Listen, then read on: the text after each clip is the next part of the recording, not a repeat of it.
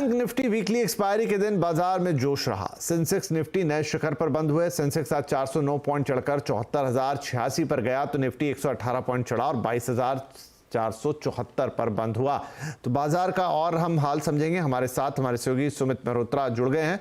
तो सुमित, आज एक्सपायरी का दिन था और बाजार ने एक अच्छा मूवमेंट दिखाया, अच्छी चाल दिखाई, क्या अहम कारण रहे इसके पीछे? तो देखिए, आज बाजार को जो आखिरी में देख रहे हैं उनके लिए तो बाजार बहुत अच्छा दिख रहा है, लेकिन जिन्होंने दिन भर देखा है उनको पता होगा कि एक्चुअल में सिचुएशन रही क्या। क्योंकि आज मिड कैप स्मॉल कैप में सीवियर बिकवाली थी। आज लास्ट तक आते आते मिड कैप स्मॉल कैप में एक अच्छी खासी बिकवाली आपको दिखाई पड़ेगी।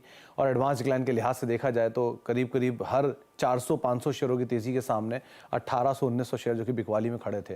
तो फ्रंटलाइन इंडेक्स में रिकॉर्ड स्तर पहुंचा, मिड कैप इंडेक्स में बिकवाली रही। हालांकि लोअर लेवल से रिकवरी जरूर आई, लेकिन ऑब्वियसली बात है एक समय में बहुत ज्यादा बिकवाली थी, थोड़ी कम बिकवाली के साथ वो बंद हुए। आईटी, बैंकिंग, फार्मा इन्होंने सपोर्ट किया मार्केट को। आज मेटल की तरफ से बिकवाली थी। इसके अलावा ऑटो इंडेक्स में एक अच्छी खरीदारी बनते हुए दिखाई पड़ी। आईटी में सेकंड हाफ में पार्टिसिपेशन आया।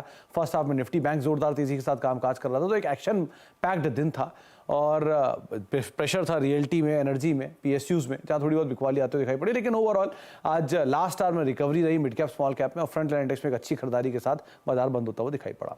जी, तो यहाँ आज जिस रोलर कोस्टर राइड पर कौन से शेयरों का जलवा रहा सुमित?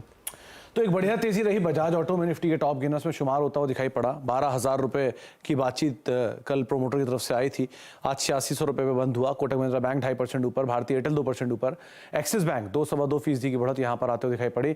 गिरने वाले शेयरों में अदानी इंटरप्राइजेस करीब 2.5% नीचे रहा, एनटीपीसी 2% नीचे रहा, बीपीसीएल 1% नीचे रहा, ओएनजीसी 1.5% नीचे रहा। यानी कि पीएसयूज में थोड़ी बहुत बिकवाली आज देखने को मिली। मिड कैप में टाटा इन्वेस्टमेंट लगातार तेजी में 9,500 के करीब, टीम लीज करीब 4% ऊपर, आलोक इंडस्ट्रीज 5% ऊपर, जेंसार करीब 4% तेजी यहां पर आते हुए दिखाई पड़ी। बिकवाली वाले शेयरों में आईएफएल फाइनेंस 20% का लोअर सर्किट लगातार दूसरे दिन। महानगर गैस, सिटी की रिपोर्ट का इंपैक्ट 15% नीचे, कैप्री ग्लोबल 14% नीचे और जेएम फाइनेंशियल करीब 11% नीचे आरबीआई के एक्शन के बाद। आज रियल एस्टेट में बिकवाली थी। शोभा में 6% नीचे, स्वान 3.5% नीचे, ब्रिगेड 4% नीचे और फिनिक्स करीब 1.5% बिकवाली यहां पर आते हुए दिखाई पड़ी। जी, बहुत शुक्रिया इस मार्केट अपडेट के लिए। लेकिन आपसे और बातचीत हम करेंगे, लेकिन फिलहाल दर्शकों को ये बताएं कि जानकारों का इस वक्त क्या मत है। तो आरबीआई के आईआईएफएल और जेएम फाइनेंशियल्स के ऊपर लिए गए एक्शन पर देवेंद्र चौकसी का कहना है कि ये एक्शन कुछ खास कंपनियों के खिलाफ लिया गया और मौजूदा वक्त में एनबीएफसीज अच्छा ही करेंगे जो मजबूत स्थिति में है। आई थिंक हर एनबीएफसी को एक ही तरीके से देखा जाए। मैं ऐसा समझता हूँ कि जो प्रोसीजरल इरेगुलरिटीज है वो इरेगुलरिटीज को आई थिंक कंट्रोल में लाने के लिए आरबीआई के एक्शन दोनों एनबीएफसी के ऊपर जो आया है वो शायद I think little bit unfortunate, but at the same time I think it is largely intended for bringing the system up.